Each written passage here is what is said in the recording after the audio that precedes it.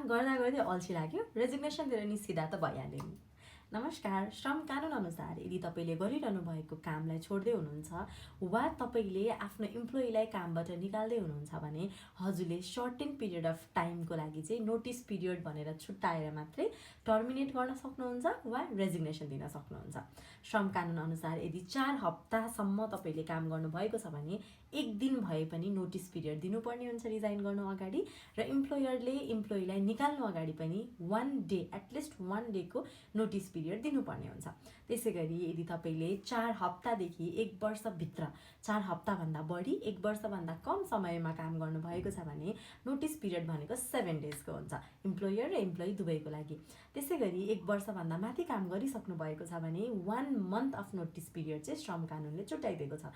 So 1 वर्ष काम गरिसक्नु भएको छ भने हजुरले रेजिग्नेसन दिने बेलामा पनि 1 महिना अगाडि इन्फर्म गर्नुपर्ने हुन्छ, र हजुरले यदि आफ्नो स्टाफ वा इम्प्लोइलाई चाहिँ टर्मिनेट गर्दै हुनुहुन्छ भने पनि 1 मन्थ अगाडि चाहिँ नोटिस पिरियड दिनुपर्ने हुन्छ।